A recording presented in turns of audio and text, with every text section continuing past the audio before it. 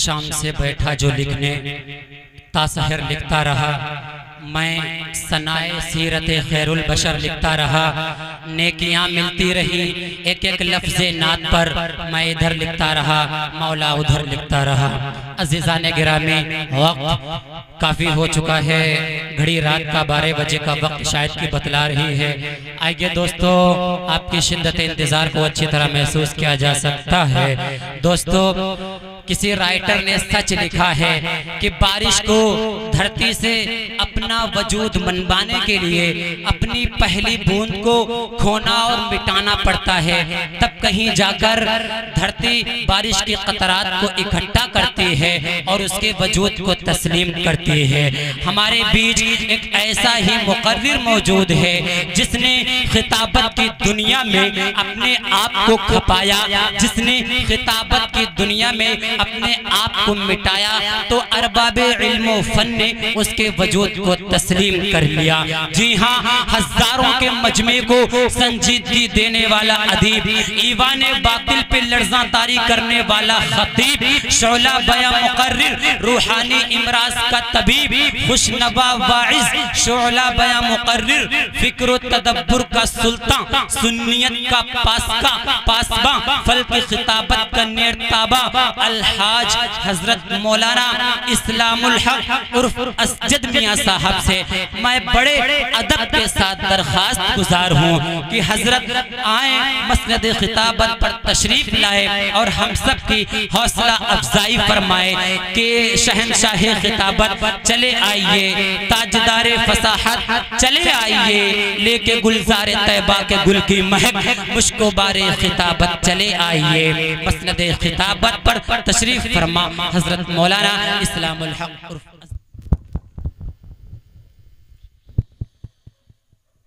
नहमदुहु व नस्तईनुहु व नस्तगफिरुहु व नु'मिनु बिही व नतवक्कलु अलैहि व नऊज़ु बिल्लाहि मिन शुरूरि अनफुसिना व मिन सय्यिआति अअमालिना मन यहदिहिल्लाहु फला मुज़िल्ल लहु व मन युज़लिल फला हादिय लहु व नशहदु अल्ला इलाहा इल्लल्लाहु वहदहु ला शरीका लहु व नशहदु अन्न सय्यिदना व मौलाना मुहम्मदन अब्दुहु व रसूलुहु। क़ाल तबारक व तआला अऊज़ु बिल्लाहि मिनश शैतानिर रजीम बिस्मिल्लाहिर रहमानिर रहीम लक़द कान लकुम फ़ी रसूलिल्लाहि उस्वतुन हसनतुन लिमन कान यर्जुल्लाह वल यौमिल आखिर व ज़करल्लाह कसीरा। वक़ाल रसूलुल्लाहि सल्लल्लाहु अलैहि वसल्लम ला युमिनु अहदुकुम हत्ता यकून हवाहु तबअन लिमा जिअतु बिहि। वक़ाल अलैहि स्सलातु वस्सलाम अस्हाबी कन्नुजूम फबिअय्यिहिम इक़्तदैतुम इह्तदैतुम औ कमा क़ाल अलैहि स्सलातु वस्सलाम। आज आपके इस तारीख़ी कस्बे बरवर में सीरतुन नबी व इस्लाह मुआशरा के मौजू पर मुनाकिद होने वाले इस जलसे में इंतहाई काबिल सद एहतराम मुअज़्ज़ज़ उलमाए किराम, हुफ़्फ़ाज़ इज़ाम व शुअरा और अपने वक्त को कुर्बान करके दीन की निस्बत पर रात के इस वक्त में भी जमा होकर यहाँ पर बैठने वाले हमारे सामिईन, पसे पर्दा हमारी मस्तूरात, सीरत के उन्वान पर मुझसे क़ब्ल 2 तकरीरें बहुत अहम हो चुकी हैं। आपके ही इस मस्जिद के इमाम मुदर्रिस मौलाना इरशाद साहब और हम सब के बड़े मखदूम मुकर्रम हजरत मौलाना मुफ्ती यूसुफ साहब दामत बरकातुहुमुल आलिया, जो अपना फैज़ सिर्फ यही नहीं बल्कि हैदराबाद में यह हमारे लिए सादत की बात होगी कि हमारे यहाँ का कोई आलिम और मुफ्ती अपनी सालहियत और सलाहियत की बुनियाद पर दीन का काम दूसरे सूबे में कर रहा हो। मैं मुफ्ती साहब से कह रहा था कि आज के असल मेहमान तो आप हैं। मैं तो करीब का हूं, आप बहुत तवील सफर करके तशरीफ लाए हैं, लेकिन जाहिर है आपको अपने वतन से, वतन वालों से मोहब्बत है, इसलिए आप अपनी तमाम तर अदीमुल फुर्सती के बावजूद, अपनी तमाम तर मशगूलियात के बावजूद लंबा सफर तय किया। इससे अंदाजा लगता है कि आप कहीं भी हों लेकिन आपको अपने वतन से मोहब्बत है। जैसा कि अभी आपने सुना कि ये इत्तिफाक है, ऐसा होता नहीं है कि मैं एक ही तारीख कई जगह दे दूं, लेकिन कुछ शायद हमारे लिखने में या समझने में चूक हुई कि आज ही मुझे रावतपुर कांट में भी प्रोग्राम करना था मगरिब बाद, और इशा के बाद उससे और आगे कमलैनपुर में। मैंने बहुत माजरत करना चाहिए लेकिन कबूल नहीं की गई। मेरी ख्वाहिश तो ये थी कि मेरे करीब में मोहम्मदी के बरवर है और मैं सीधा बरवर चला हूँ, लेकिन बहरहाल आप हजरात की मोहब्बत है और शौक़ है कि अल्लाह ने उन दोनों जगहों पर भी कुछ दीन की निस्बत पर मुख्तसरन बात करवाई और यहाँ का सफ़र भी बसहूलत तय हो गया। मैंने आपके सामने कुरान करीम की एक आयत करीमा तलावत की है और सरवरे कायनात फ़ख्र मौजूदात सल्लल्लाहु अलैहि वसल्लम की ज़ुबान मुबारक से निकला हुआ 2 इरशाद पढ़े। इसी की रोशनी में कुछ बातें अर्ज करनी हैं, अगरचे सीरत के मौजू पर बहुत अच्छा जामे मुअस्सिर बयान आप हजरात सुन चुके हैं। देखिए, अगर अल्लाह तबारक व तआला इंसानों पर यह बात छोड़ देता कि तुम दुनिया के किसी आदमी को अपना आइडियल और नमूना बना लो, तो शायद हमारे और आपके लिए बहुत मुश्किल और दुश्वार होता कि हम दुनिया में अपना नमूना किसको बनाएं, किसको अपना आइडियल बनाएं। बहुत मुश्किल होता। हर शख्स अपने अपने जहन के एतबार से, अपने दिमाग की सोच के एतबार से कोई किसी को आइडियल बनाता, कोई किसी को बनाता। जैसा कि आजकल के नौजवान किसी क्रिकेटर या किसी फिल्म स्टार को अपना आइडियल बनाए हुए हैं। वो अपने सर के बाल रखते हैं किसी फिल्म स्टार के सर के बालों की तरह, और उसमें बालबर को बहुत पैसे भी देते हैं कि हमारे सर के बाल इस तरह काटना कि हर तरफ से मुंडा हो और ऊपर के बाल हो। किसी फिल्म स्टार ने किसी फिल्म में इस तरह के बाल रख लिए तो फिल्म स्टार हमारा आइडियल बन गया, कोई क्रिकेटर हमारा आइडियल बन गया। आप देखिए कि आज हमारा नौजवानों का पहनावा, जाहिर है ये क्या है, ये आइडियल तो है। आपके बहुत सफर होते होंगे, आपने देखा होगा बड़े शहरों में कि लोग फटी हुई पैंट पहनते हैं। आप कहेंगे कि शायद ये पैंट गुर्बत की वजह से पहन रहे हैं, इन बेचारों के पास सिलने के लिए पैसे नहीं थे, या फटी हुई शर्ट। लेकिन आपको मैं बतलाना चाहता हूं कि वो पैंट जो जरा जगह जगह से फटी हुई हो, वो किसी ब्रांडेड कंपनी की होती है और वो इन पैंटों से महंगी होती है। हर आदमी उसको खरीद भी नहीं सकता। लेकिन क्या बताया जाए, जवानों का और नौजवानों का आइडियल वो पैंट बन गई इसलिए कि किसी फिल्म स्टार ने उसको पहन लिया।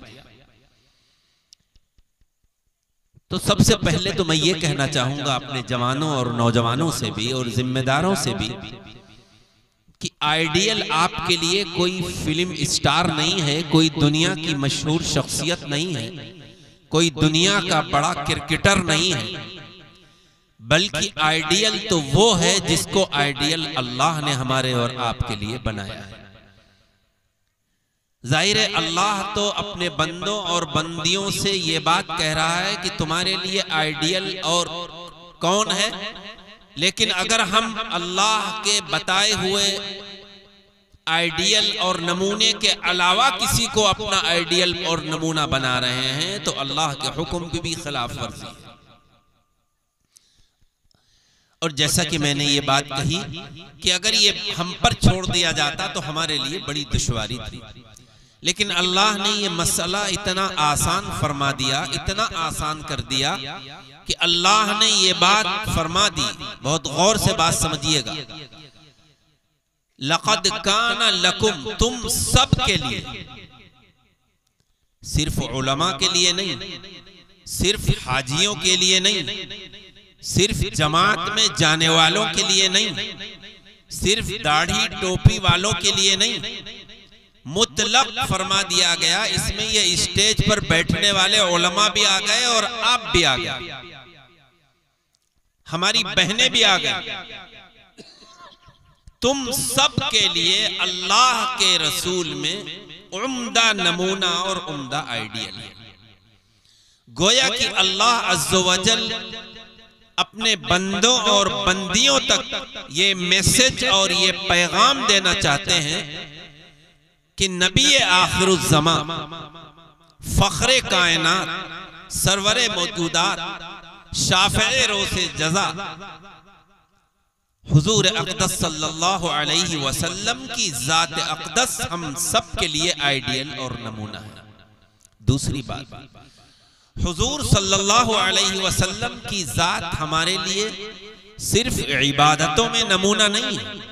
कभी कभी ये भी जहन में आता है कि नमाज हम उस तरह पढ़ेंगे जिस तरह हुजूर सल्लल्लाहु अलैहि वसल्लम ने बतलाई है। अल्हम्दुलिल्लाह हम लोग पढ़ते हैं। हम रोजा उस तरह रखेंगे जैसा कि आप सल्लल्लाहु अलैहि वसल्लम ने बतलाया है कि सुबह से शाम तक खाने और पीने से अपने आप को बचाओ। हम हज ऐसे करेंगे जैसा कि हज्जतुल वदा में आपने हज किया है और हज का तरीका सहाबा को सिखलाया है। हम ज़कात उस तरह देंगे जिस तरह हुजूर अक़दस सल्लल्लाहु अलैहि वसल्लम ने बतलाया है कि निसाब कितने पर है, ज़कात किसको देनी चाहिए। लेकिन ये चार इबादतें ऐसी हैं कि सिर्फ इन चार इबादतों में ही आप हमारे लिए नमूना नहीं है। अगर ऐसा होता तो कुरान की ये आयत इस तरह भी उतर सकती थी कि लक़द काना लकुम फी रसूलिल्लाहि फी सलाती वज़्ज़काती वल हज्जी वस्सौम उस्वतुन हसना, यानी हुजूर अक़दस सल्लल्लाहु अलैहि वसल्लम तुम्हारे लिए नमाज में, रोजे में, ज़कात में, हज में नमूना है। ये बात अल्लाह ने नहीं फरमाई, बल्कि इन चार इबादतों में तो है ही नमूना। आज अफसोस ये है कि हम इबादत में नमूना मानते हैं अल्लाह के प्यारे नबी को, और ये उलमा अंबिया के वारिस हैं, जैसा कि हुजूर सल्लल्लाहु अलैहि वसल्लम ने फरमाया अल उलमा वरासतुल अंबिया, यानी जो काम नबी का था वही काम इन उलमा का है। नबूवत तो खत्म हो चुकी, अब कोई नबी नहीं आएगा, लेकिन नबी का काम क्या था? अल्लाह के अहकामात को अल्लाह के बंदों तक पहुंचाना और खुद भी उस पर अमल करना और लोगों तक भी अल्लाह के अहकामात को पहुंचाना। यही काम उलमा का है कि उलमा का काम भी यही है कि प्यारे नबी के इरशादात, आपकी जुबान मुबारक से निकले हुए अल्फाज जो उन्होंने किताबों में पढ़े हैं उस पर वो खुद भी अमल करें और लोगों तक उसको पहुंचाएं। हिदायत न नबी के हाथ में थी, ना उलमा के हाथ में। ये बात जहन में रखिए, हिदायत अल्लाह के प्यारे नबी के भी हाथ में नहीं थी। आप कहेंगे मौलाना ये तो अजीब बात है। जी, कुरान कह रहा है इन्नका ला तहदी मन अहबब्ता वलाकिन अल्लाह यहदी मन यशा। आपका काम लोगों तक दीन की बात पहुंचाना है। आप जिसको चाहे राह रास्त पर ले आए, ये आपका काम नहीं है। अल्लाह जिसको चाहेगा हिदायत देगा। अगर आपके हाथ में हिदायत होती तो आपके सगे चचा अबू तालिब के लिए आपने कोई कम कोशिश की थी? कान में ही कलमा पढ़ दे, लेकिन अल्लाह को हिदायत नहीं उनको मिलना थी, नहीं मिली। तो मैं ये बताना चाहता हूं कि हुजूर अक़दस सल्लल्लाहु अलैहि वसल्लम जब हमारे लिए आइडियल और नमूना है, तो आप तिजारत में भी हमारे लिए नमूना है, आप काश्तकारी में भी हमारे लिए नमूना है, आप लोगों से मिलने में भी हमारे लिए नमूना है, आप खुशी के मनाने में भी हमारे लिए नमूना है, और गम के मनाने में भी हमारे लिए नमूना है। और हुजूर अक़दस सल्लल्लाहु अलैहि वसल्लम के इरशादात जो 23 साल में नबूवत के बाद से लेकर आपकी वफात तक आपकी जुबान मुबारक से निकले हैं, उनका ताल्लुक सिर्फ नमाज, रोजा, ज़कात, हज से नहीं है, बल्कि उनका ताल्लुक मामलात से भी है, लेन देन से भी है, खुशी से भी है, गमी से भी है। और ये मजहब इस्लाम की खुसूसियत है कि मजहब इस्लाम में वो काम अच्छा नहीं है जो अपने को अच्छा लग रहा हो, बल्कि मजहब इस्लाम में और शरीयत मुतहरा में वो काम अच्छा है जो प्यारे नबी ने फरमा दिया। वो हमारी अकल में आए या ना आए, हो सकता है आपकी अकल उसको तस्लीम न करे, लेकिन हुजूर अक़दस सल्लल्लाहु अलैहि वसल्लम ने जो फरमा दिया वो दीन बन गया। भाई जाहिर है अल्लाह हमसे क्या चाहता है ये हमें और आपको पता कैसे चला? ये पता तो अंबिया ही के जरिए चला। एक शक्ल तो ये थी कि अल्लाह हर शख्स के पास एक फरिश्ता भेजता और अल्लाह ये फरमाता कि जाकर कहो कि इस वक्त ये नमाज पढ़ें, इस वक्त ये नमाज पढ़ें, इस वक्त ये तिजारत करें, तिजारत इस तरह करें, काश्तकारी इस तरह करें, खुशी इस तरह मनाएं, गम इस तरह मनाएं। लेकिन अल्लाह ने दुनिया में अंबिया भेजने का जो सिलसिला शुरू किया और आखिर में हुजूर अक़दस सल्लल्लाहु अलैहि वसल्लम को जो भेजा है, मकसद क्या था? मकसद तो यही था कि अल्लाह जो चाहता है वो अल्लाह के बंदों को पता हो। और फिर अल्लाह ने कुरान की आयत उतार दी।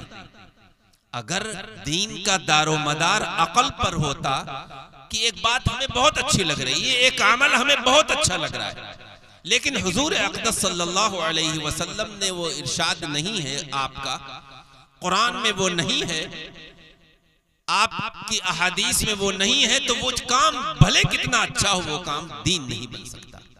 अल्लाह ने क्या फरमाया? मा आताकुमुर रसूलु फखुजू व मा नहाकुम अन्हु फंतहू। जो भी तुमको रसूल दे दे उसको पकड़ लो मजबूती से, और जिन कामों से रुकने के लिए कह जाएं उससे रुक जाओ। इसी का नाम तो दीन है। मैं एक दो मिसालें देकर आपको बात समझाना चाहता हूं कि मेरी आदत है मिसाल देकर ही समझाने की।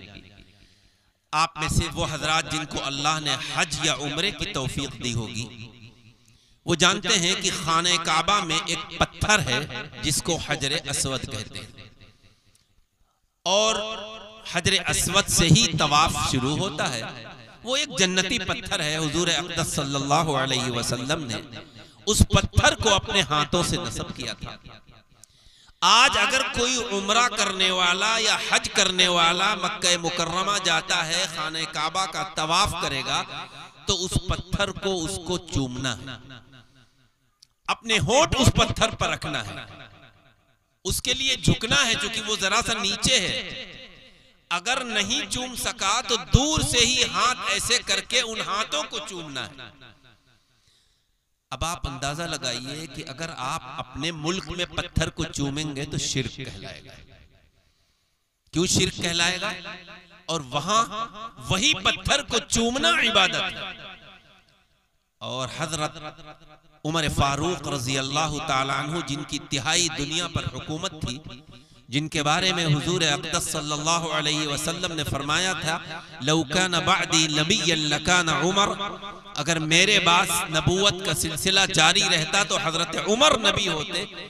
जब वो उस जन्नती पत्थर के सामने गए तो उस पत्थर को मुखातब करके उसकी तरफ रुख करके ये फरमाया था कि ए पत्थर, तू तो एक पत्थर है, न तुझ किसी को कोई फायदा पहुंचा सकता है न नुकसान। खुदा की कसम अगर मैंने अपने नबी को तुझे चूमते न देखा होता तो कभी न चूमता। क्या मालूम हुआ? उस पत्थर पर नबी सल्लल्लाहु अलैहि वसल्लम ने अपने होंठों को रखा था, इसलिए उसका चूमना भी इबादत बन गया। वहीं पर एक और भी पत्थर है, उसका नाम मकाम इब्राहिम है, और वो भी जन्नती पत्थर है। और अगर गौर किया जाए तो उसकी खासियत क्या है उसकी तो ये खासियत थी कि वो पत्थर ऐसा है कि जिस पर हजरत इब्राहीम अलैहिस्सलातु वस्सलाम खड़े होकर खाने काबा की तामीर करते थे। उस जमाने में पहाड़ तो का तसव्वुर नहीं था। हजरत इस्माइल ईंट ला के देते थे, हजरत इब्राहीम लगाते थे, फिर दूसरी ईंट, तो जहां जरूरत होती थी वो पत्थर अपने आप ऊपर चलता चला जाता था, और जब आपको उतरना होता था तो अपने आप वो पत्थर नीचे आ जाता था। पत्थर ही बढ़ रहा है, वही पहाड़ का काम कर रहा है, और उतरने के लिए किसी सीढ़ी की जरूरत नहीं, वही पत्थर नीचे आ रहा है। और उस पत्थर पर हजरत इब्राहीम अलैहिस्सलातु वस्सलाम के पैर के निशान आज भी मौजूद हैं।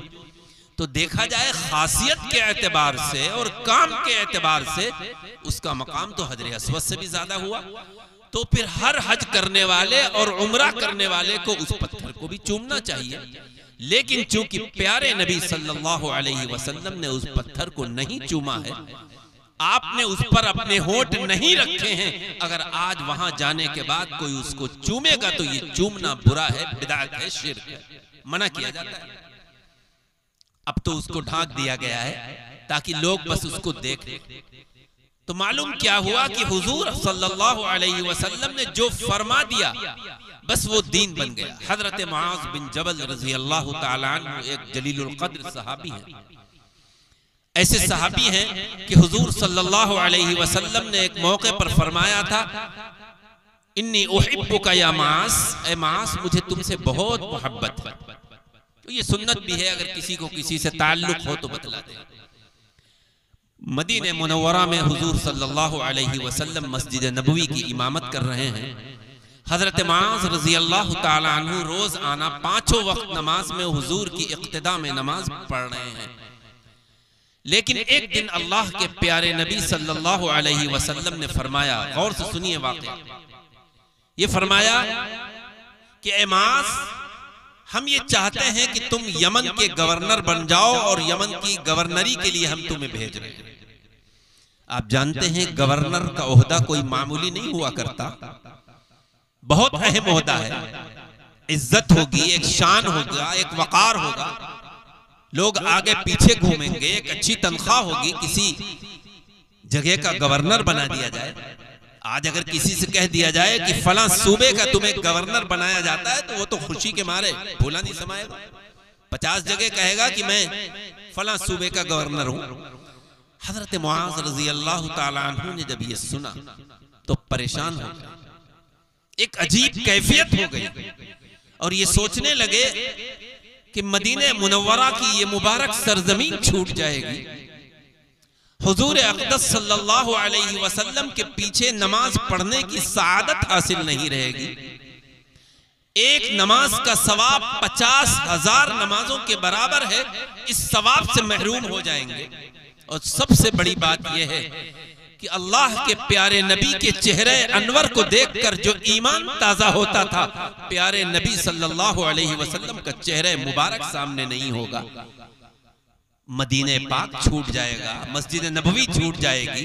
हुजूर सल्लल्लाहु अलैहि वसल्लम की मुबारक मजलिस में जो आम तौर से असर के बाद होती थी या बाज वक्तबा बाज नमाजों के बाद, उसमें आपकी जो प्यारी बातें सुनते थे उससे महरूमी हो जाएगी। तो परेशान हो गए। सहाबा ने कहा, भाई इतनी परेशानी की क्या बात है, रो क्यों रहे हो, जाना नहीं चाहते थे? भाई कोई भी आज भी जो शख्स मक्का या मदीने जाता है, मैं तो कहा करता हूं कि अगर वहां ये आने का मसला ना हो तो मदीने पाक में वो कशिश अल्लाह ने रखी है कि इंसान कभी भी मदीने से बाहर निकलने का दिल नहीं चाहता। 8 दिन के बाद भी निकलते हैं हज करने वाले या उम्रा करने वाले तो आंखों से आंसू जारी होते हैं, जा रहे होते हैं तो नजरें गुंबद खजरा की तरफ और मस्जिद नबवी के मीनारों की तरफ बस में बैठते होती और बेइख्तियार आंखों से आंसू टपकते हैं, जबकि इतने साल हो गए। अब अंदाजा लगाइए वो जमाना जब हुजूर अक़दस सल्लल्लाहु अलैहि वसल्लम मदीने में पहुंचे थे, तभी तो वो मुनव्वर हुआ। आज 1446 साल के बाद भी वो नूरानियत आज भी मदीने पाक में मौजूद है। अल्लाह हम सबको उस जगह जाने की तौफीक अता फरमाए। बहरहाल मैं कह ये रहा था, ये सोचा, लेकिन जब घर पे हजरत मुआज़ रज़ी अल्लाह ताला अन्हु आते हैं तो यकदम ये ख्याल आता है कि ऐ मुआज़, तुमने ये तो सोचा कि मदीना छूट जाएगा, मस्जिद नबवी छूट जाएगी, हुजूर सल्लल्लाहु अलैहि वसल्लम के पीछे नमाज पढ़ने की सआदत से महरूमी हो जाएगी, आपके चेहरे अनवर को देखकर जो ईमान ताजा करते थे उससे महरूमी हो जाएगी। लेकिन ऐ मुआज़, तुमने ये क्यों नहीं सोचा कि हुक्म देने वाला कौन है? यमन की तरफ गवर्नर बना के भेजने वाली शख्सियत कौन सी है? अगर हम नहीं गए तो ये प्यारे नबी की हुक्म की खिलाफ वर्जी होगी। अल्लाह के यहाँ क्या जवाब देंगे? आ गए, तशरीफ ले आए और अल्लाह के नबी से कहा कि अल्लाह के प्यारे नबी, आपका जैसा हुक्म हो। बहरहाल रिवायतों में आता है कि आपने उनको रुखसत किया और रुखसत करने वक्त ये जरूर कहा कि ऐ मुआज़, घूमते हुए रुख करते हुए कि ऐ मुआज़, हो सकता है कि जब तुम दोबारा यहाँ आओ तो हम तुमको न मिल सके, यानी हम दुनिया से जा चुके, इंतकाल हो जाए हमारा। ये सुनकर हजरत मुआज़ की चीख निकल पड़ी। लेकिन आपने फरमाया कि इसकी फिक्र मत करो, तुम दुनिया में कहीं भी रहो, हमसे कितनी दूर भी रहो, लेकिन तुम्हारे अंदर अगर तकवा है, अल्लाह का खौफ है, तो तुम हमारे करीब ही समझे जाओगे। मैं बताना ये चाहता हूं कि हजरत मुआज़ ने मदीना मुनव्वरा छोड़ा है प्यारे नबी के एक हुक्म की वजह से।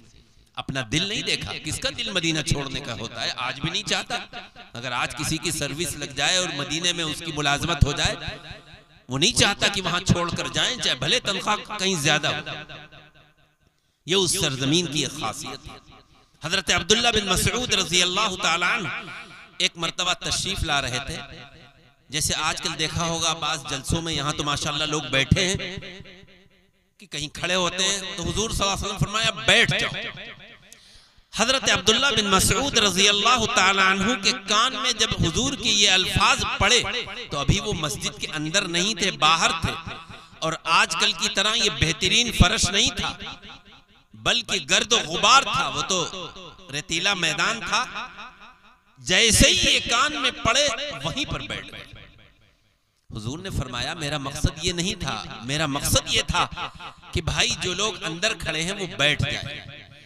हजरत अब्दुल्ला बिन मसूद फरमाते हैं कि अल्लाह के रसूल, जब मेरी कानों से आपकी ये आवाज टकराई कि बैठ जाओ, तो मेरी ये मजाल और जुर्रत नहीं थी कि मैं एक कदम भी आगे बढ़ जाता। इसका नाम था आशिक रसूल, ये थे मुहिब्बे रसूल, ये थे। आप सल्लल्लाहु अलैहि वसल्लम के दुनिया से तशरीफ ले जाने के बाद सहाबा का दौर जो है उसमें एक शख्स को छींक आई, तो छींक पर आए तो कहना चाहिए अल्हम्दुलिल्लाह। उसने कह दिया उन्होंने कह दिया अल्हम्दुलिल्लाहि अला मिल्लति रसूलिल्लाह। बज़ाहिर देखा जाए कुछ नहीं, तमाम तारीफें हैं अल्लाह की, अला मिल्लति रसूलिल्लाह सल्लल्लाहु अलैहि वसल्लम के तरीके पर। दूसरे सहाबी ने फौरन टोक दिया कि नहीं, हुजूर अक़दस सल्लल्लाहु अलैहि वसल्लम का इरशाद था कि जब छींक आए तो कहो अल्हम्दुलिल्लाह, ये अला मिल्लति रसूलिल्लाह तुमने बढ़ा क्यों दिया? देखिए ये थे आशिक। इनको मोहब्बत थी कि हुजूर की एक एक अदा पर कुर्बान जाना अपने लिए सआदत समझते थे। उन्होंने ये नहीं देखा कि हुजूर सल्लल्लाहु अलैहि वसल्लम ने जो कुछ इरशाद फरमाया है उसको हमारी अकल कबूल करे या ना करे। हज के मौके पर आपने सुना होगा, ये जो लोग हजरात गए हैं वो जानते हैं कि 10, 11, 12 जिलहिज्जा को मिना में 3 दीवारें हैं 50-60 फीट की, उसको जाकर लोग कंकरियां मारते हैं। आपने देखा होगा, अब तो आजकल यूट्यूब के जरिए सब कुछ दिखता है। अगर आप अकल की कसौटी पर इस अमल को देखें तो समझ में नहीं आता कि एक दीवार है और लोग जाकर वहां पर बूढ़ा हो, जवान हो, औरतें हो, कंकरी मारेंगे। पहले दिन 7 कंकरी मारेंगे, दूसरे दिन 21 कंकरी मारेंगे, तीसरे दिन भी मारेंगे और मिना में रहकर मारेंगे। ये बात कोई अकल में आती है? लेकिन चूंकि हजरत इब्राहीम अलैहिस्सलातु वस्सलाम का ये अमल था और अल्लाह के प्यारे नबी ने हज्जतुल वदा के मौके पर उस जगह पर कंकरी मारी है, इसलिए कंकरी मारना इबादत है, बल्कि वाजिबात में से है। अगर कोई हज में जाने वाला कंकरी नहीं मारेगा तो उसके ऊपर एक कुर्बानी वाजिब है। लेकिन अगर इसको अकल की कसौटी पर कसा जाए, देखा जाए, तो अकल में तो ये एक अहमकाना काम लगता है। और आपको ये पता ही है कि ये कंकरी क्यों मारी जाती है। हजरत इब्राहिम जब अपने बेटे हजरत इस्माइल को कुर्बानी के लिए ले जा रहे थे और शैतान ने बहकाया था, तो उन्होंने ये कंकरी मार के कहा था, रिज़न लिर्रहमानी व रग़मन लिश्शैतानी, अल्लाह को राजी करने के लिए, शैतान को रुस्वा करने के लिए हम कंकरी मारे। अल्लाह को वो उनकी अदा इतनी पसंद आई कि आज हर हज करने वाले के लिए वो अमल वाजिब करार दे दिया गया। तो इसलिए मेरे भाई, मेरे अजीज, मुझे कहना आपसे ये है, ये मैंने चंद मिसाल देकर आपके दिलो दिमाग में ये बात बिठालना चाहता हूं कि दीन नाम है इस बात का कि जो कुछ हुजूर ने फरमा दिया। या एक मौके पर हुजूर ने फरमाया, फ़इन्न खैरल हदीसी किताबुल्लाह, सबसे अच्छी बात तो अल्लाह का किताब, अल्लाह की किताब है, कुरान है। फ़इन्न खैरल हदी हदी मुहम्मदिन सल्लल्लाहु अलैहि वसल्लम, और सबसे बेहतरीन तरीका मोहम्मद सल्लल्लाहु अलैहि वसल्लम का तरीका है। हमें दुनिया में किसी तरीके को नहीं, मोहम्मद सल्लल्लाहु अलैहि वसल्लम का जो तरीका है वही हमारे लिए नजात का जरिया है। वइन्न शर्रल उमूरी मुहदसातुहा, और इंतहाई बदतरीन अमल, बदतरीन काम दीन में नई बातों को ईजाद करना है। और दीन में हर नई बात को ईजाद करना बिदअत है, और हर बिदअत गुमराही है, और हर गुमराही इंसान को दोज़ख की तरफ ले जाने वाली है। अब आप अंदाजा लगाइए कि आपने गोया कि हमारे सामने एक चीज रख दी कि अमल हम करेंगे अल्लाह की किताब पर और प्यारे नबी के इरशादात पर। सबसे अच्छी किताब। लोग बिदअत को मामूली समझते हैं, कहते मौलाना ये बिदअत ही तो है, हराम थोड़ी है।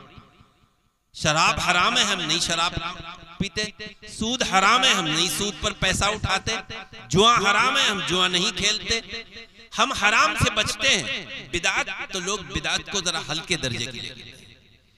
बिदअत का मतलब, और एक बात याद रखिए, ये जरूरी नहीं है कि एक तबका जिसको हम बिदअती कहें या बरेलवी कहें, वो अगर बिदअत करेगा तो बिदअत होगी, और वो तबका जो अहले हक कहलाता है, जिसका ताल्लुक उलमाए देवबंद से है, उलमाए नदवा से है, वो अगर कोई अमल करे, अगर वो अमल उसका प्यारे नबी के तरीके के खिलाफ है तब तो ठीक है, लेकिन तरीके के खिलाफ नहीं है तो वो भी बिदअत है। खाली अहले हक से और बुजुर्गान दीन से ताल्लुक रखना ये नजात के लिए काफी नहीं है अगर हमारे अंदर नेक अमल नहीं है। तो बिदअत दीन में नई बातें ईजाद करना। बिदअत की हम मुख्तसर सी तारीफ कर दें कि दीन में कोई अमल ऐसा करना जिसको दीन समझकर और सवाब समझकर किया जा रहा हो, और वो अमल न प्यारे नबी से साबित हो, न सहाबा से साबित हो, न कुरान से साबित हो, उस अमल को सवाब समझकर और दीन समझकर किया जा रहा हो, तो उसी का नाम बिदअत है। कोई भी अमल हो, तफसीलात का मौका नहीं है। आप यही महीना देख लीजिए कि रबीउल अव्वल के इस मुबारक महीने में, जो रबीउल अव्वल का मतलब पहली बहार, यकीनन ये महीना इस एतबार से हम सब के लिए बड़ी खुशी के मकाम है कि अल्लाह के प्यारे नबी की विलादत इस महीने में हुई। और देखा जाए दूसरा रुख कि इसी महीने में आपकी वफात हुई, तो एक एतबार से ये गम का भी महीना हो सकता है, कहा जा सकता है। लेकिन चूंकि मजहब इस्लाम में न विलादत बर्थडे का कोई कंसेप्ट है, न बरसी मनाने का कोई कंसेप्ट है। इस्लाम में इजाजत खुशी मनाने के लिए भी कुछ हुदूद मुतय्यन है कि खुशी मनाओ तो कैसे मनाओ, गम मनाओ तो कैसे मनाओ। मेरे भाई, हम आजाद नहीं है कि जैसे चाहे हम करें। अब आइए कि इस माह मुबारक में जो रुसूमात, जो खिलाफ शरा काम होते हैं, अगर हम सब अपना मुहासबा और जायजा लें, अगर वो काम अल्लाह के प्यारे नबी से, सहाबा से, ताबईन से, कुरान से, हदीस से साबित है तो हमें उसे करना चाहिए। और अगर नहीं साबित है तो वो काम कितनी भी जगह होता हो, कहीं भी होता हो, हमारे लिए न दुनिया का या मुल्क हिंदुस्तान का कोई शहर या उस शहर के करने वाले आइडियल हैं, हमारे लिए तो प्यारे नबी आइडियल हैं, जैसा कि मैंने शुरू में कह दिया। अब बिदात पर आइए, मुझे एक हदीस याद आई। मैदान हश्र में हुजूर अक़दस सल्लल्लाहु अलैहि वसल्लम तशरीफ फरमा होंगे, हौज़े कौसर का जाम पिला रहे होंगे। जाहिर है हम सब जानते हैं कि हौज़े कौसर का पानी अल्लाह के प्यारे नबी पिलाएंगे। बहुत गौर से सुनिए, वो हजरात जो बिदात को बहुत मामूली समझते हैं। लोग आ रहे होंगे, अचानक फरिश्ते कुछ लोगों को रोक देंगे और अल्लाह के प्यारे नबी के पास जाने से मना कर देंगे, नहीं जा सकते, रुकावट हायल हो जाएगी, पर्दा हायल हो जाएगा। हुजूर सल्लल्लाहु अलैहि वसल्लम फरमाएंगे कि भाई ये तो मेरे उम्मती हैं। और आप पहचानेंगे कैसे? हदीस में आता है कि जो लोग नमाजों का एहतमाम करते हैं वो वजू करते हैं तो आज़ाए वजू उनके चमकेंगे। तो वजू के आज़ा की चमक से आप समझ जाएंगे कि ये मेरे उम्मती हैं। तो आप फरिश्तों से कहेंगे कि भाई ये मेरे उम्मती हैं, नमाजी हैं, इनके आज़ाए वजू चमक रहे हैं, इनको आने दो, मैं हौज़े कौसर का जाम इनको पिलाऊंगा। तो फरिश्ते क्या कहेंगे, जरा गौर करिए। फरिश्ते कहेंगे कि ए अल्लाह के नबी, आपको नहीं मालूम कि आपके दुनिया से तशरीफ ले जाने के बाद, आपकी वफात के बाद, आपके इंतकाल के बाद इन लोगों ने दीन में क्या क्या नई नई बातें ईजाद की। यहीं पर रुक कर एक बात समझिए, आप तो रहमतुल लिल आलमीन हैं, आप तो सरापा अपनी उम्मत के लिए शफीक हैं। आप उस वक्त ये फरमा सकते हैं कि चलो कोई बात नहीं, अरे दीन में नई बातें ईजाद की, छोड़ो इनको आने दो। भाई आपको तो गुस्सा भी जल्दी नहीं आता। बेशुमार वाक़यात हैं कि आपके साथ कितना जुल्म मक्के वालों ने किया और उसका बदला आपने क्या दिया। आपके सर पर ओढ़नी रखी गई, कांटे बिछाए गए, सब कुछ हुआ, आप बदला लेने की ताकत थे, लेकिन उसके बाद भी फतेह मक्का के मौके पर आपने आम माफी का ऐलान कर दिया। तो यहाँ पर भी आप कह सकते हैं कोई बात नहीं, नमाज पढ़ने वाले हैं, मुसलमान हैं, हमारे उम्मती हैं, इनको आने दो। ये नहीं फरमाएंगे, बल्कि 3 मरतबा कहेंगे। आप फरमाएंगे सोहकन सोहकन सोहकन। उलमा जानते हैं कि अल्लाह के प्यारे नबी कहेंगे ये हलाक हो, बर्बाद हो, इनको इसी तरह ले जाकर दोज़ख की आग में डाल दो। अल्लाह हम सब पर रहम फरमाए। आप वो नमाजी होंगे, हो सकता है रोजा भी रखते हो, ज़कात भी उन्होंने दी हो, हज भी की हो, लेकिन दीन में एक ऐसा काम किया होगा जिसका ताल्लुक प्यारे नबी से नहीं होगा, तो अल्लाह के प्यारे नबी इतना गुस्सा होंगे। क्यों? दीन तो मुकम्मल हो चुका, आखिरी किताब कुरान उतर गई, आखिरी नबी प्यारे नबी आ गए, कुरान की आखिरी आयत हज्जतुल वदा में मैदान अरफात के जबल रहमत पर अल-यौम अकमलतु लकुम दीनकुम व अतममतु अलैकुम निअमती व रज़ीतु लकुमुल इस्लाम दीना, ये आयत उतर गई। इसका क्या मतलब है? आज हमने आपके लिए आपके दीन को कंप्लीट कर दिया, मुकम्मल कर दिया, अपनी नेमतों को मुकम्मल कर दिया और मजहब इस्लाम को आपके लिए पसंद कर दिया। अब इस्लाम के अलावा कोई मजहब दुनिया में नहीं चलेगा। वमन यब्तगी गैरल इस्लामी दीनन फलन युक़बल मिन्हु व हुवा फिल आखिरति मिनल खासिरीन। कुरान कहता है कि अगर कोई शख्स इस्लाम के अलावा किसी मजहब को चाहेगा, किसी मजहब की पैरवी करेगा अपने अमल में भी, गौर करिए, वमन यब्तगी गैरल इस्लामी का मतलब ये नहीं है कि वो उस मजहब को कबूल कर लेगा, बल्कि अपने अमल में भी अगर उस मजहब की पैरवी करेगा उसको कबूल नहीं किया जाएगा। और आखिरत में वो शख्स दुनिया में चाहे फायदे में हो, आखिरत के एतबार से घाटे में हो। आज हम गौर करें कि हम साहिबे ईमान हैं, हम अल्लाह से मोहब्बत करते हैं, अल्लाह के प्यारे नबी के आशिक हैं, लेकिन हमारा अमल कोई ऐसा तो नहीं है जो अल्लाह के प्यारे नबी के तरीके के खिलाफ।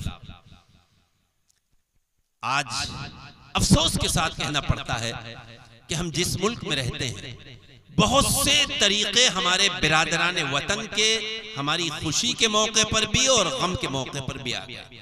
और कभी कभी हम अक्ल का इस्तेमाल करते हैं। जैसे हमने सोचा कि हमारे मुल्क में गांधी जयंती मनाई जाती है, गांधी की पैदाइश का दिन मनाया जाता है, महावीर जयंती मनाई जाती है, गुरु नानक जयंती मनाई जाती है। जहन में ये आया कि गुरु नानक का भी वो मकाम नहीं है, महावीर का भी वो मकाम और मर्तबा नहीं है, गांधी का भी नहीं है जो प्यारे नबी सल्लल्लाहु अलैहि वसल्लम का। इसमें कोई शक नहीं है कि हुजूर अक़दस सल्लल्लाहु अलैहि वसल्लम का मकाम तो अंबिया में भी सबसे ज्यादा बड़ा हुआ है।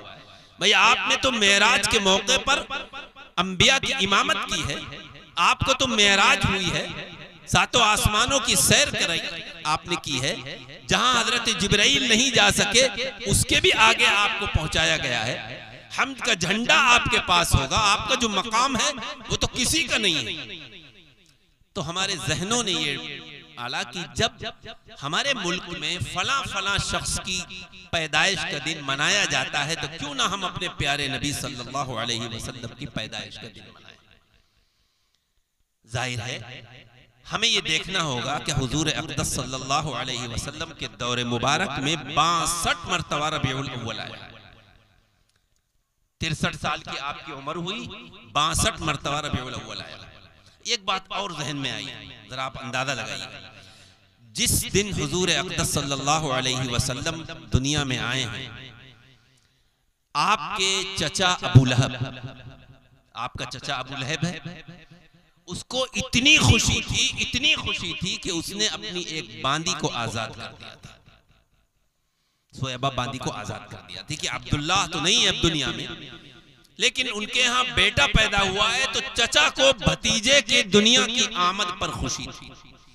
भाई उस वक्त वो मुखालिफ नहीं था, मुखालिफ तो हुआ है वो नबी बनने के बाद। नबी नबूवत आपको मिली है 40 साल की उम्र में। अब जरा गौर फरमाइए, जरा सा ठंडे दिल से अपने दिमागों को खोलकर। अबू लहब मुसलमान नहीं था, काफिर था, बल्कि दुश्मन इस्लाम हुआ है जब वो नबूवत मिल गई। और जाहिर है आप भतीजे थे, अबू लहब चचा था। अबू लहब को तो आपकी पैदाइश का दिन और वक्त सब पता था, सब मालूम था। जब साल गुजर गया, अभी भी आपको नबूवत नहीं मिली, तो अगले साल अबू लहब को यह चाहिए था कि कोई और बांदी आजाद करता या और कुछ खुशी मनाता, लेकिन एक काफिर होने के बावजूद उसने, वही तो इस्लाम नहीं लाया था, काफिर होने के बावजूद उसने अगले साल या उसके अगले साल कोई खुशी नहीं मनाई। चूंकि इस्लाम में कोई इसका कॉन्सेप्ट नहीं है, उस वक्त काफिरों में भी इसका कॉन्सेप्ट नहीं था। ये तो काम ईसाइयों का है जो क्रिसमस डे से शुरू हुआ है। अब जब वो आपको नबूवत मिली तो वो आपका दुश्मन हो गया, लेकिन 63 साल तक, 62 साल तक पूरे मक्का मुकर्रमा में, मदीने मुनव्वरा में या जहां जहां तक इस्लाम पहुंचा था, पूरी दुनिया में के बारे में आप पढ़ जाइए, आप लोगों को यह भी नहीं मालूम था कि 12 रबीउल अव्वल होता क्या है। गजेटेड छुट्टी भी नहीं थी। आप दुनिया से तशरीफ ले गए। उसके बाद वो हजरात जिनकी आपने परवरिश की थी, जिनको हम और आप सहाबा कहते हैं, वो भी कोई मामूली लोग नहीं थे। वो तो इतने अहम थे कि उनके नाम के आगे रज़ी अल्लाहु अन्हुम व रज़ू अन्हु लग गया। अल्लाह भी उनसे राजी और वो भी अल्लाह से राजी। जिसमें 10 वो हैं जिनके लिए जन्नत की खुशखबरी अल्लाह के प्यारे नबी ने दी है। 100 साल तक तारीख याद रखिए ये बात कि अल्लाह के प्यारे नबी के दुनिया से तशरीफ ले जाने के बाद 100 साल वो मुकद्दस हस्तियां दुनिया में मौजूद रहीं जिन्होंने अपनी आंखों से हुजूर सल्लल्लाहु अलैहि वसल्लम को देखा। जाहिर है उनको जो मोहब्बत हुजूर से थी वो हमें और आपको कहां से हो सकती है। उन्होंने तो देखा था, उन्होंने तो सुबह आपका सफर, आपका हजर, आपका चलना, आपकी एक एक चीज को अपनी आंखों से देखा था। जो मोहब्बत उन्हें होगी हम तो उसका तसव्वुर भी नहीं कर सकते। लेकिन कैसी मोहब्बत थी कि 62 साल और 100 साल और गुजारिए। 100 साल में 12 रबीउल अव्वल 12 बार आया, 100 बार आया। रबीउल अव्वल का ये महीना 100 बार आया। उन्होंने एक मामूली सी झंडी भी अपने घर नहीं लगाई, एक चिराग नहीं जलाया। ऐन उस दिन कोई ईसाले सवाब का भी एहतमाम नहीं किया। क्या उन्हें मोहब्बत नहीं थी? उसके बाद आइए ताबईन का दौर। ताबईन उसे कहते हैं जिसने सहाबा को देखा हो। अब जाहिर है सहाबा ने नहीं किया ये काम, ताबईन ने नहीं किया। उसके बाद इमामों ने, इमाम मालिक, इमाम शाफई, इमाम अहमद इब्न हंबल, इमाम अबू हनीफा, उन्होंने नहीं किया। मुहद्दिसीन में इमाम बुखारी, मुस्लिम, तिरमिजी और आगे आइए। हम तो ये कहते हैं कि हम लोग बुजुर्गों के और औलिया के मानने वाले हैं। बुजुर्गों में ख्वाजा निजामुद्दीन औलिया हैं, ख्वाजा कलियर शरीफ हैं, ख्वाजा अजमेरी हैं। इन बुजुर्गों के अगर हम पूरी हिस्ट्री पढ़ें तो ये तकरीबन 1000 साल का जमाना है जिसमें बड़े बड़े औलिया अल्लाह दुनिया के मुख्तलिफ जगहों पर और आपके मुल्क में पैदा हुए। इन्हें हुजूर से मोहब्बत थी कि नहीं? मैंने किसी से यही सवाल किया था। हाँ थी भाई, कैसी मोहब्बत थी कि 1000 बार 12 रबीउल अव्वल आया है, लेकिन इन अल्लाह के बंदों ने एक चराग कहीं नहीं जलाया, एक झंडी कहीं नहीं लगाई, एक जुलूस तो बहुत दूर की बात है। तो अब ये बात समझिए कि जो काम सहाबा ने न किया हो, ताबईन ने न किया हो, मुहद्दिसीन ने और इमामों ने न किया हो, बुजुर्गान दीन और औलिया अल्लाह ने न किया हो, वो काम अगर हम करेंगे तो वो काम दीन का कहलाएगा या अपना शौक पूरा करने का कहलाएगा। इसलिए मेरे भाई, मेरे अजीज, मैं आपको सिर्फ यही समझाना चाहता हूं कि दीन पर अमल करने के लिए ये मत देखिए कि हमारे यहाँ क्या होता है और क्या अच्छा लगता है। मैं अपनी माओ बहनों से भी कहूंगा, बहुत सी बिदात और रसूमात वो अपने घर से लेकर आती हैं, और जब वो ब्याहती हैं तो वो अपने शौहरों को मजबूर करती हैं कि हमारे यहाँ 11वीं शरीफ भी होती है, हमारे यहाँ किसी का इंतकाल होता था तो बाकायदा तीजा और 40वां भी होता था, और ये आपने एक नई चीज चला दी कि नहीं, न 11वीं शरीफ होगी, न तीजा होगा, न 20वां होगा, न 40वां होगा। मैं उनसे यही कहता हूं कि भाई ये देख ले कि अगर ये काम प्यारे नबी के दौर में होता था तो करो, नहीं होता था तो कितना भी अच्छा लगे वो काम दीन का नहीं हो सकता। भाई फजर की नमाज में एक दो मिसालें देकर, वक्त ज्यादा हो रहा है, फजर की नमाज में 2 रकातें अगर गौर किया जाए तो रात भर इंसान सोता है, ताजा दम होता है, तबीयत में नशात होती है, चुस्ती होती है, तो फजर की नमाज तो 17 रकातें होनी चाहिए। भाई 2 रकातें फर्ज और 2 सुन्नत। और ईशा में दिन भर का थका मांदा होता है, काश्तकार हो, ताजिर हो, कोई भी हो, थका मांदा होता है, और ईशा में उसे 17 रकातें पढ़नी है, फर्ज भी 4 पढ़ना है। तो बजाहिर इसका ताल्लुक अकल से है। कोई कहे कि नहीं मैं फजर में 17 रकातें पढ़ूंगा, नमाज कितनी अच्छी चीज है, लेकिन अगर कोई सूरज के निकलने के वक्त, डूबने के वक्त, या सूरज जब सर पर हो तो नमाज पढ़ेगा तो सवाब मिलेगा? नहीं। क्यों? अल्लाह के प्यारे नबी ने मना फरमाया। रोजा रखना कितनी अच्छी चीज है, लेकिन अगर कोई ईद के दिन या बकरीद के 3 दिनों में रोजा रखेगा तो उसे सवाब मिलेगा? नहीं, क्योंकि अल्लाह के प्यारे नबी ने मना फरमाया। यानी इबादत है लेकिन मना फरमाया। और सुनिए, मुहर्रम का रोजा, 10 मुहर्रम का रोजा, जब आप मदीने मुनव्वरा आपने हिजरत की तो वहां 10 मुहर्रम का रोजा रखा जाता था। आपने पूछा भाई ये लोग क्यों रखते हैं? यहूदी लोग रखते थे। आपको बताया गया कि हजरत मूसा अलैहिस्सलाम से ने चूंकि फिरौन से उन्हें नजात मिली थी, तो इसलिए ये यहूदी लोग 10 मुहर्रम का रोजा रखते। तो आपने फरमाया कि हजरत मूसा को तो इनसे ज्यादा हम मानने वाले हैं, ये तो उनकी तालीमात भी नहीं मानते। लेकिन चूंकि आपने ये फरमा रखा था खालिफुल यहूद वन नसारा, यहूदियों की मुखालिफत करो और ईसाइयों की मुखालिफत करो, आपने फरमाया वो 10 का रखते हैं, अगर मैं जिंदा रहा अगले साल तो इसमें 11 या 9 मिलाऊंगा। अब आप जानते हैं कि मुहर्रम का रोजा सिर्फ 10 का रखना मकरूह है, उसमें 11 और 9 एक इबादत है, उसमें हमें यहूदियों की मुखालिफत का हुक्म है। दाढ़ी रखना सुन्नत है, यहूदी भी दाढ़ी रखते थे, लेकिन यहूदी दाढ़ी छोड़ते थे कितनी भी लंबी हो जाए। आपने फरमाया दाढ़ी एक मुश्त रखा करो। जब इबादत में यहूदी और नसरानियों की मुखालिफत की गई है तो जो चीज इबादत नहीं है उसमें तो बदरजे औला हमें मुखालिफत करना चाहिए। इसलिए मेरे भाई, मेरे अजीज, देखिए मैंने ये बात एक खादिमे दीन होकर, आपका हमदर्द होकर, ये न समझिएगा कि कोई शख्स अगर हमने जुलूस नहीं निकाला तो कोई बड़ा काम हमसे नहीं हुआ, दीन का काम नहीं हुआ या हमारी नहीं चल सकी। नहीं, असल आपको नजर अल्लाह पर होना चाहिए और यहाँ से जाने के बाद कब्र के सवालात पर होना चाहिए। अगर कब्र में जब पूछा जाएगा माँ दीनु का, तुम्हारा तरीक़े जिंदगी क्या था, तो कैसे हम जवाब दे देंगे कि हमारा तरीक़े जिंदगी ये था। अगर हमारा तरीक़े जिंदगी इस्लाम के मुताबिक होगा तो हम कह सकेंगे। बहरहाल प्यारे नबी सल्लल्लाहु अलैहि वसल्लम के हम पर बड़े एहसानात हैं। आप उम्मत के लिए कैसा आपको गम है और कैसी आप उम्मत के लिए तड़पते थे और कैसी दुआएं मांगते थे। एक मौके पर आपने हजरत इब्राहीम अलैहिस्सलातु वस्सलाम ने अपनी कौम के लिए जब ये कहा था कि रब्बि इन्नहुन्ना अज़लल्ना कसीरम मिनन नास फमन तबिअनी फइन्नहु मिन्नी वमन असानी फइन्नका गफूरुर रहीम। आप अंदाजा लगाइए कि अंबिया को अपनी कौम से कितनी मोहब्बत होती थी। बुत परस्ती का जमाना है। हजरत इब्राहिम कोशिश कर रहे हैं, हजरत इब्राहिम के बाद भी बुत परस्त बुत बनाते थे, बेचते थे और वो घर से चले आए, लंबा वाकया है। लेकिन इन बुतों ने न जाने कितनों को गुमराह किया। हजरत इब्राहिम ने यही दुआ की थी, ऐ मेरे रब, इन बुतों ने तो न जाने कितने को गुमराह किया। ये अल्लाह के सामने अपने माथे को न टेक कर इन पत्थरों के सामने झुकते हैं। अगर ये जो भी मेरी इत्तिबा करेगा अल्लाह, वो तो फमन तबियानी फइन्नहु मिन्नी, उसका तो मुझसे ताल्लुक है। वमन आसानी, और जिसने मेरी नाफरमानी की, जाहिर है किसी नबी की नाफरमानी करना अल्लाह की नाफरमानी है। लेकिन उसके बाद भी अपनी उम्मत से मोहब्बत इतनी है कि हजरत इब्राहिम फरमा रहे हैं इन्नका गफूर रहीम, ऐ अल्लाह यकीनन इन्होंने नाफरमानी की है, गुनाह किया है, लेकिन ऐ अल्लाह तू तो बख्शने वाला है, रहम फरमाने वाला है, इनके गुनाह को बख्श दे।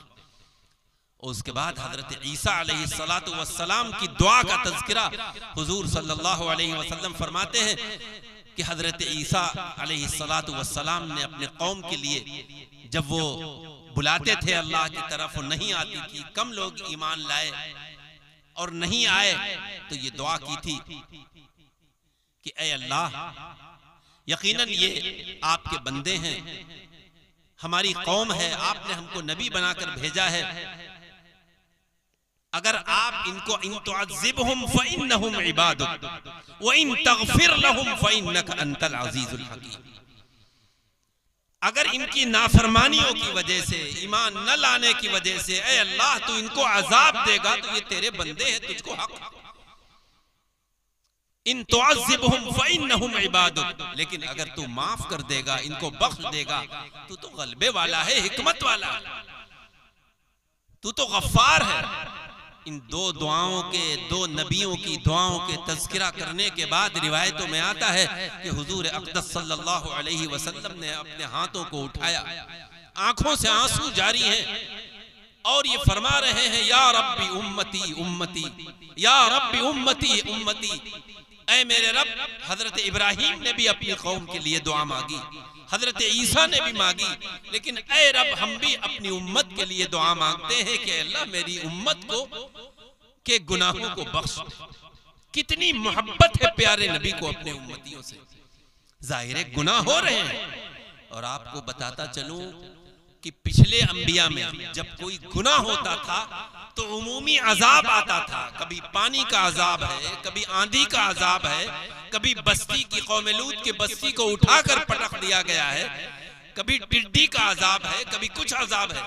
ये तो प्यारे नबी की दुआ की बरकत है कि आज वही नाफरमानियां जो कौम आद और कौम समूद के जमाने में हुई, कौम नूह के जमाने में हुई, आज भी हो रही हैं। लेकिन अल्लाह उमूमी अजाब से हमको बचाए हुए। क्यों? हुजूर अक़दस सल्लल्लाहु अलैहि वसल्लम ने मदीने मुनव्वरा की मस्जिद नबवी के करीब एक मस्जिद है, मस्जिद इजाबा, इसमें रोकर ये दुआ की थी कि ए अल्लाह, तीन दुआएं की थी। एक दुआ का हम तज़किरा कर रहे हैं कि ए अल्लाह मेरी उम्मत ये भी गुनाह करेगी, इससे भी गुनाह सरजद होगा, लेकिन ए अल्लाह तू उसको उमूमी अजाब से महफूज फरमा ले, वरना आज अजाब आए जो गुनाह हमारे और आप में हो रहे हैं। जैसा कि अभी मुफ्ती साहब ने जिक्र किया, अगर मेरे नबी ने दुआ न की हुई होती तो हम में से कोई न बचता, सबके सब तबाह और बर्बाद हो चुके होते। ये प्यारे नबी की मोहब्बत है अपनी उम्मत से।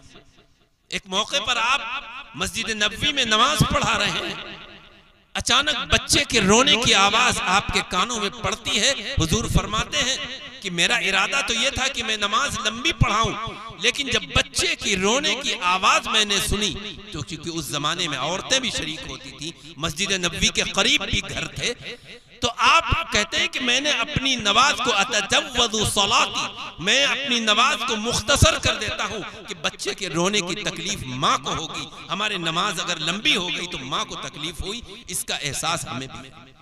इतनी फिक्र आपको उम्मत की थी, आप उम्मत के लिए। आज हमारा और आपका क्या हाल है कि हम मोहब्बत रसूल और इश्क रसूल पर क्या कर रहे हैं।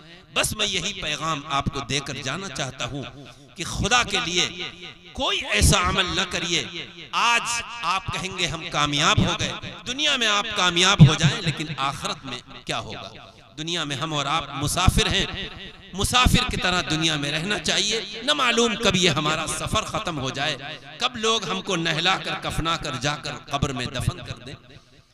कब हमारी मौत आ जाए, कब रूह का फरिश्ता आकर हमको उठा ले और हमको ले जाए। ये चंद मुख्तसर सी जो जिंदगी हमें और आपको मिली हुई है, न मालूम ये कब खत्म हो जाए। आने में तो तरतीब है, पहले दादा, फिर बाप, फिर बेटा, फिर पोता। जाने में कोई तरतीब नहीं। बाप बैठा है, दुनिया से बेटा जा रहा है, दादा बैठा है, दुनिया से पोता जा रहा है। इसलिए मेरे भाई, हम जिंदगी ऐसी गुजारें कि जब हम दुनिया से जाएं तो लोग कहें कि वाकई ये शख्स बड़ा अच्छा था। मुझे एक रिवायत याद आई, वो सुनाकर बात खत्म करूं। एक जनाजा जा रहा था, हुजूर अक़दस सल्लल्लाहु अलैहि वसल्लम ने फरमाया वजबत, वाजिब हो गई। थोड़ी देर के बाद एक दूसरा जनाजा निकला, आप सल्लल्लाहु अलैहि वसल्लम ने फरमाया वजबत, वाजिब हो गई। सहाबी ने पूछा कि ऐ अल्लाह के रसूल, आपने दोनों जनाजों के बारे में एक ही लफ्ज बोले वजबत, क्या चीज वाजिब हो गई? आपने फरमाया एक जनाजा जा रहा था तो लोग कह रहे थे वाकई बड़ा अच्छा आदमी, चला गया बड़ा गम हुआ, इसकी मौत का वक्त आ गया, बड़ा बाखलाक था, दीनदार था, मिलनसार था, सारी खुसूसियतों के जिक्र कर रहे थे, हर जाने वाले की दिल पर एक असर था। आपने फरमाया इसके लिए जन्नत वाजिब हो गई। और दूसरे जनाजे के बारे में कह रहे थे, या वही के जरिए आपको बतलाया गया था, लोग कह रहे थे कि अच्छा ही हुआ चला गया। जबान से चाहे ना कह रहा हूं, आप सल्लल्लाहु अलैहि वसल्लम को वही के जरिए इत्तला की गई हो कि आपने फरमाया जब जाने वाले को लोग बुराई से याद करें, चलो अच्छा हुआ, बहुत बेकार आदमी था, दिल में कहें चाहे जबान से ना कहें, लोगों के सामने अच्छा हुआ, बहुत लोग इससे परेशान थे, इसके लिए दोज़ख वाजिब हो गई। लिहाजा मेरे भाई, मेरे अजीज, हम जिंदगी ऐसी गुजारें कि जाने के बाद हम तो हंस रहे हों लेकिन लोग गम कर रहे हों कि ये शख्स दुनिया से चला गया। अजीब हाल हुआ। आपने देखा हमारे वालिद साहब जब 2008 की 2 फरवरी को उनका जनाजा उठा है, तो हो सकता है आप में बहुत से लोग उसमें शरीक हुए हों। मैंने तो अपनी जिंदगी में या पुराने के लोगों को नहीं देखा कि जिसमें 1 लाख का मजमा हो, और सिर्फ मुसलमान नहीं गैर मुस्लिम भी उसमें शरीक हो, और गैर मुस्लिम ये कह रहे थे एक महान आदमी आज मोहम्मदी का चला गया, एक महान आदमी। और किसी ने नहीं कहा था मार्केट बंद की जाए, कॉलेज बंद किए जाए, तहसील बंद किया जाए, लेकिन लोगों पर ऐसा गम था कि एक खोचे लगाने वाला और पढ़ लगाने वाले ने भी कुछ नहीं किया, सबने सब कुछ बंद कर दिया। जाहिर ये क्यों था? एक मोहब्बती तो थी। इसलिए हम ये चाहते हैं कि जिंदगी मेरे भाई ऐसी गुजारो कि जाने के बाद लोग तुमको याद करें तो समझ लो अगर लोगों की जुबान पर तुम्हारी खूबियां हैं तो तुम्हारे लिए जन्नत वाजिब हो गई, और अगर जुबान पर तुम्हारी बुराइयां हैं कि नमाजों को भी छोड़ता था, गुनाह भी करता था, लोग उसके जुल्म से आजिज थे, तो ये समझ लो कि जन्नत में जाना तो दरकिनार, जन्नत की हवा भी नहीं लगेगी। बस यही बात कुरान में मैंने जो आपकी कही, अल्लाह ने फरमाया कि तुम सब के लिए अल्लाह के रसूल में उम्दा नमूना है, उस शख्स के लिए जो अल्लाह से कुछ उम्मीदें बांधे हुए है और अल्लाह को याद करता है। मैंने हदीस पढ़ी थी, उसमें भी यही है कि वो शख्स मुकम्मल मुसलमान हो ही नहीं सकता जिसकी अंदरूनी ख्वाहिशात, अल्लाह के प्यारे नबी फरमाते हैं, मेरे लाए हुए दीन के ताबे न बन जाए। अपनी ख्वाहिशात को कुचल दो और हुजूर अक़दस सल्लल्लाहु अलैहि वसल्लम के इरशाद को मान लो। ला ताअत लि मखलूक़िन फी मासियतिल खालिक़, कोई किसी की न बात मानी जाए जिसमें अल्लाह की नाफरमानी हो रही हो। या मैंने जो एक दूसरी हदीस फरमाई थी, आपके सामने अभी पढ़ी थी कि हुजूर ने फरमाया कि मेरे सहाबा तो सितारों के मानिंद हैं, उनमें से जिसकी भी पैरवी कर लोगे हिदायत पा जाओगे। हमारे लिए आइडियल या तो प्यारे नबी हैं, या सहाबा हैं, या शरीयत है। ये उलमा जो इस वक्त आपके सामने बैठे हैं, इनकी कदर करिए। ये उलमा अंबिया के वारिस हैं, ये वही काम करते हैं जो अंबिया ने बतलाया है और जो इन्होंने किताबों में पढ़ा है, खुद भी उस पर अमल करते हैं, आप तक भी उनको पहुंचाते हैं। इनकी अजमत आपके दिलों में होना चाहिए, इनका एहतराम होना चाहिए, क्योंकि अगर ये उलमा ना होते तो आज हमको कौन बताता, आज जनाजे की नमाज कौन पढ़ाता, इमामत कौन करता, निकाह कौन पढ़ाता, निकाह के मसाइल, पाकी के और नापाकी के मसाइल कौन बतलाता? ये उलमा ही तो आपको बतला रहे हैं। इसलिए उलमा की रहबरी में चलिए, उनसे बदगुमान ना होइए। बस यही चंद बातें मुझे कहनी थी। अल्लाह तबारक व तआला इस हकीर नाचीज की ज़बाने से जो भी निकला है उस पर कहने वाले को भी और सुनने वालों को अमल की तौफीक नसीब हो। व आखिरु दावाना अनिल हम्दुलिल्लाहि रब्बिल आलमीन। अल्हम्दुलिल्लाहि रब्बिल आलमीन। अल्लाहुम्मा सल्लि अला मुहम्मदिन व अला आलि मुहम्मदिन कमा सल्लैता अला इब्राहीम व अला आलि इब्राहीम इन्नका हमीदुम मजीद। अल्लाहुम्मा बारिक अला मुहम्मदिन व अला आलि मुहम्मदिन कमा बारकता अला इब्राहीम व अला आलि इब्राहीम इन्नका हमीदुम मजीद। ऐ अल्लाह, यकीनन हम सब तेरे बंदे हैं, तू हमारा माबूद बरहक है। ऐ अल्लाह, बंदगी का सही तरीका और सलीका हमारे अंदर आ जाए, इसकी तौफीक अता फरमा। ऐ अल्लाह, यकीनन हम बड़े गुनहगार और खताकार हैं। ऐ अल्लाह, गुनाह करते वक्त हमें कोई न देख रहा हो, हम सबसे छुप कर गुनाह कर रहे हों, न मेरे वालिदैन मुझको देख रहे हों, न रिश्तेदार, न मेरे गांव के कस्बे के रहने वाले, लेकिन ऐ अल्लाह, तुझसे तो कोई चीज छुपी हुई और पोशीदा नहीं है। ऐ अल्लाह, ये तेरा करम है कि तूने हमसे जो गुनाह सरजद होते हैं दुनिया में उस पर पर्दा डाल रखा है, हमको रुसवाई से बचा रखा है। वरना अगर गुनाह को तू आम करता तो हमारे लिए घर से निकलना भी दुश्वार था।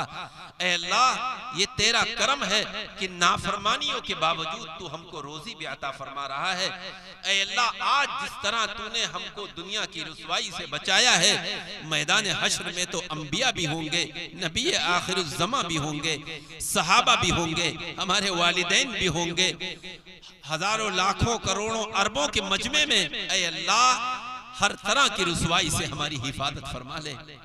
ऐ अल्लाह, यकीनन हमें इस बात का एहसास है, हम इकरारी मुजरिम हैं।